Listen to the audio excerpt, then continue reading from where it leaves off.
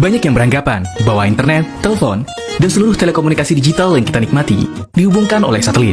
Padahal lebih dari 99% telekomunikasi digital yang kita nikmati dihubungkan oleh kabel yang berada di lautan luas. Kabel-kabel inilah yang menghubungkan hampir seluruh telekomunikasi digital yang sahabat nikmati. Kalau 99% telekomunikasi digital yang kita nikmati dihubungkan oleh kabel yang terpasang di daratan dan di lautan, lalu apa fungsi satelit? Kenapa pemerintah dan pihak swasta membeli satelit? Padahal kontribusinya sangat sedikit. Dan coba sahabat bayangkan, apa yang terjadi jika satelit tidak pernah ditemukan? Apakah dunia masih akan semaju sekarang? Dalam video ini, kita akan bahas seberapa penting peranan satelit bagi kemajuan teknologi telekomunikasi. Satelit pertama kali diluncurkan pada 4 Oktober 1957 oleh Uni Soviet pada masa Perang Dingin. Satelit ini bernama Sputnik, mengorbit di ketinggian 577 km. Teknologi awal satelit tidaklah terlalu canggih, belum bisa untuk menerima dan memancarkan sinyal. Jadi hanya satu arah. Sputnik memancarkan gelombang yang bunyinya seperti ini. Teknologi satelit terus dikembangkan dan ditiru oleh Amerika Serikat dan negara lainnya, sehingga berkembang seperti saat sekarang ini.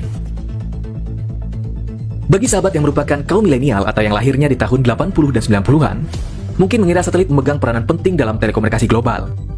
Sebab, film-film, buku pelajaran, dan iklan di TV selalu menggambarkan peranan satelit sangat signifikan bagi telekomunikasi elektronik. Sering kali kita diperlihatkan gambar satelit yang menghubungkan sinyal antara satu poin ke poin lainnya, sehingga ada istilah cloud, yang berarti kalau kita sedang online, kita sedang mengakses sinyal yang dihubungkan melalui satelit. Tapi tahukah sahabat, bahwa sebenarnya lebih dari 99% telekomunikasi digital yang kita nikmati ditopang oleh jaringan kabel.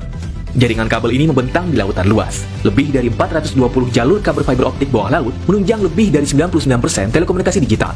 Kabel-kabel inilah yang menghubungkan komunikasi antar daerah, pulau, ataupun antar benua. Kalau di daratan, penampakan kabel fiber optik seperti ini. Terkadang instalasinya acak-acakan. Kabel ini tersambung dengan menara-menara BTS, atau langsung ke jaringan telepon dan wifi bagi yang berlangganan. Dan jika ditelusuri, kabel-kabel ini akan bermuara ke tepi pantai, yang akan terhubung dengan jaringan kabel fiber optik bawah laut. Saat berada di lautan, kabel-kabel ini ukurannya akan relatif lebih besar.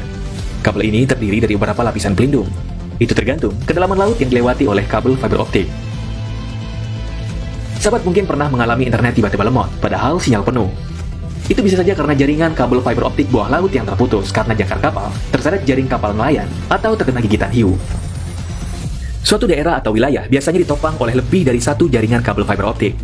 Jadi, ketika kabel terputus, masih ada backup jaringan yang lain, walaupun akan berpengaruh terhadap kecepatan internet. Tetapi terkadang, jaringan internet di suatu wilayah hanya ditopang oleh satu jaringan kabel bawah laut.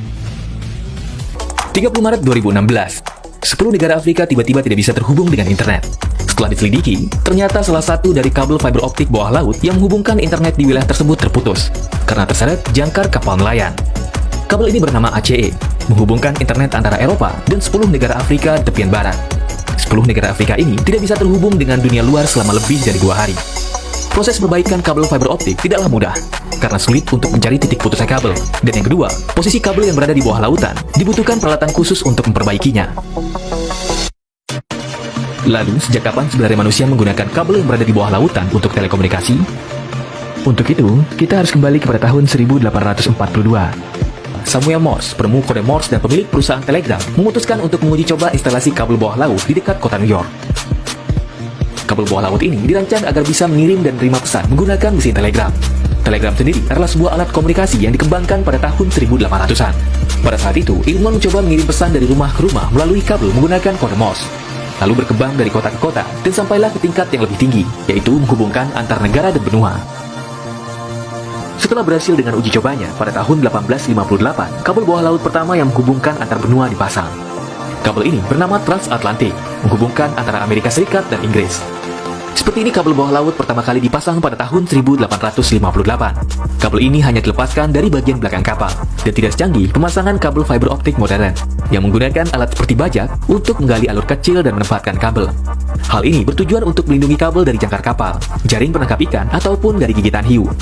Tetapi terkadang pemasangan tidaklah selalu sempurna, dan kabel terputus karena jangkar kapal. Seperti kasus di Afrika pada tahun 2016. Kabel-kabel ini terus diperbarui tiap tahunnya. Umur rata-rata kabel fiber optik bawah laut adalah 25 tahun. Dan setelah kabel itu dipensiunkan, diganti dengan jaringan yang baru. Kalau dahulu di zaman telegram dan telepon, kabel bawah laut menggunakan tembaga. Dan sekarang adalah zamannya fiber optik. Fiber optik dikenal sebagai media telekomunikasi yang paling handal yang pernah ditemukan. Kecepatannya hampir menyamai kecepatan cahaya. Ini dia jaringan kabel fiber optik bawah laut di seluruh dunia. Dan ini jaringan kabel fiber optik bawah laut yang ada di Indonesia. Semua jaringan ini terkoneksi dengan jaringan di darat, lalu terhubung dengan menara-menara BTS, telepon rumah, dan Wi-Fi bagi yang berlangganan. Dan jikalau 99% telekomunikasi elektronik dihubungkan melalui kabel fiber optik, pertanyaannya, kenapa pihak swasta dan pemerintah negara-negara dunia membeli satelit? Fungsi satelit yang paling umum sebenarnya adalah untuk memancarkan siaran televisi ke daerah-daerah terpencil atau ke yang berlangganan TV satelit. Jika sahabat pernah menemui antena parabola seperti ini, itu katanya terhubung langsung dengan satelit. Atau bisa juga untuk aktivitas perbankan dan militer, karena jaringan satelit dinilai relatif aman dari penyadapan dan hackers. Harga satu satelit tentunya tidaklah murah. Untuk membangun satu satelit, dibutuhkan dana sekurangnya 2 triliun rupiah. Itu juga belum termasuk biaya roket untuk meluncurkan satelit ke orbit bumi, dan juga biaya pemeliharaannya. Fungsi satelit yang lain adalah sebagai surveillance system, atau untuk memata-matai negara lain. Dan juga sebagai global positioning system, atau yang lebih dikenal sebagai GPS. Bisnis satelit adalah bisnis yang sangat besar. Total omset tiap tahunnya lebih dari 4.000 triliun rupiah. Angka yang sangat mahal jika dibandingkan dengan fungsinya yang hanya melayani kurang dari 1% telekomunikasi digital di seluruh dunia.